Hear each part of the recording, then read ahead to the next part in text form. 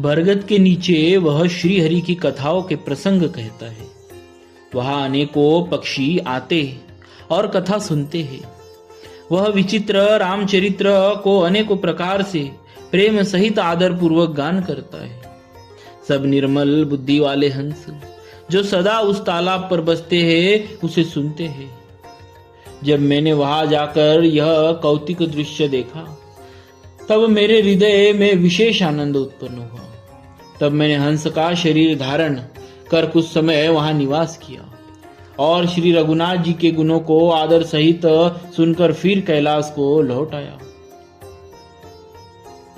हे गिरिजी, मैंने वह सब इतिहास कहा कि जिस समय मैं काकभूषुंडी जी के पास गया था।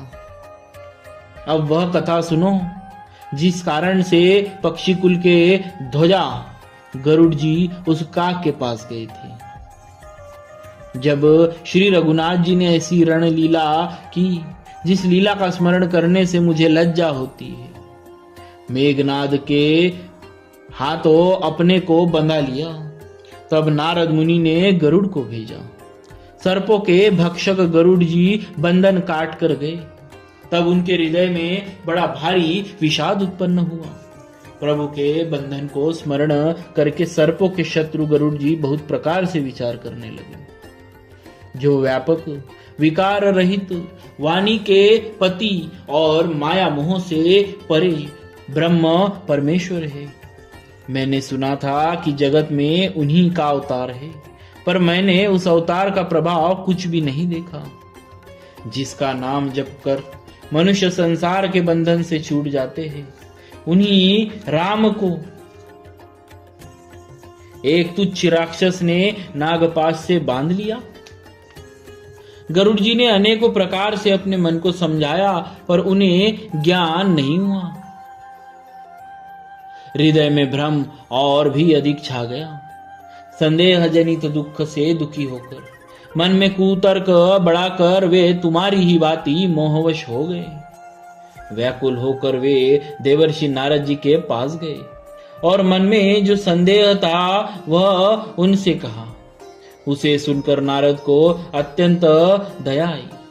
उन्होंने कहा, हे गरुड़, सुनिए, श्री राम जी की माया बड़ी ही बलवती है, जो ज्ञानियों के चित्त को भी भली भांति हरण कर लेती है और उनके मन में जबरदस्ती बड़ा भारी मोह उत्पन्न कर देती है, तथा जिसने मुझको भी बहुत बार नचाया है।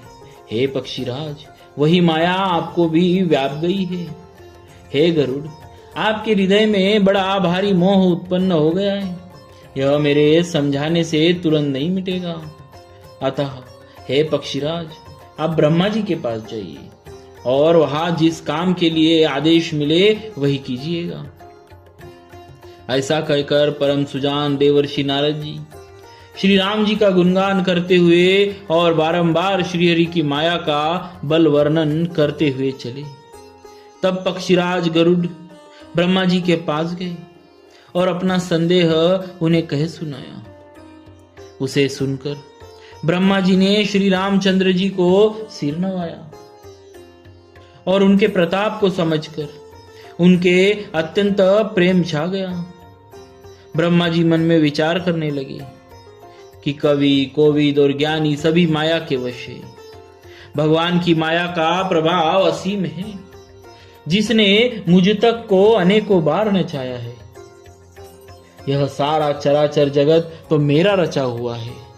जब मैं ही मायावश नाचने लगता हूं तब पक्षीराज गरुड़ को मोह होना कोई आश्चर्य की बात नहीं है। तदनंतर ब्रह्मा जी सुंदरवाणी बोले, श्री राम जी की महिमा को महादेव जी जानते हैं। हे गरुड़, तुम शंकर जी के पास जाओ। हे तात, और कहीं किसी से न पूछना, तुम्हारे संदेह का नाश वही होगा। ब्रह्मा जी के वचन सुनते ही गरुड़ चल दिए। तब बड़ी आतुरता उतावली से पक्षीराज गरुड़ मेरे पास आए। हे उमा, उस समय मैं कुबेर के घर जा रहा था और तुम कैलाश पर थी। गरुड़ ने आदर पूर्वक मेरे चरणों में सिर नवाया। फिर मुझको अपना संदेह संदेह सुनाया। हे भवानी, उनकी विनती और कोमल वाणी सुनकर मैंने प्रेम सहित उनसे कहा, हे गरुड़, तुम मुझे रास्ते में मिले हो, राह चलते मैं तुम्हें किस प्रकार समझाऊं? सब संदेह का तो तभी नाश हो जब दीर्घ काल तक सत्संग किया जाए और वहां सत्संग में सुंदर हरि कथा सुनी जाए, जिसे मुनियों ने अनेकों प्रकार से गाया है और जिसके आदि मध्य और अंत में भगवान श्री रामचंद्र जी ही प्रतिपाद्य प्रभु है। हे भाई, जहां प्रतिदिन हरि कथा होती है, तुमको मैं वही भजता हूं, तुम जाकर उसे सुनो।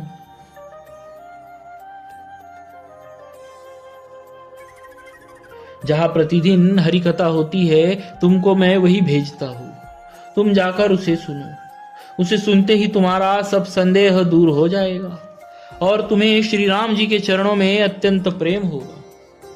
सत्संग के बिना हरि की कथा सुनने को नहीं मिलती, उनके बिना मोह नहीं भागता और मोह के गए बिना श्री राम जी के चरणों में दृढ़ अचल प्रेम नहीं होता।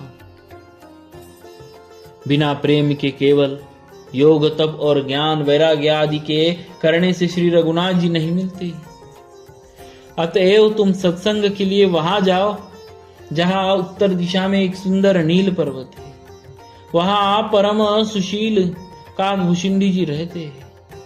वे राम भक्ति के मार्ग में परम प्रवीण हैं, ज्ञानी हैं, गुणों के धाम हैं और बहुत काल के हैं। वे निरंतर श्री रामचंद्र जी की कथा कहते रहते हैं, जिसे भांति भांति के श्रेष्ठ पक्षी आदर सहित सुनते हैं। वहां जाकर श्री हरि के गुण समूह को सुनो। उनके सुनने से मोह से उत्पन्न तुम्हारा दुख दूर हो जाएगा। मैंने उसे जब सब समझाकर कहा, तब वह मेरे चरणों में सिर नवाकर हर्षित होकर चला गया।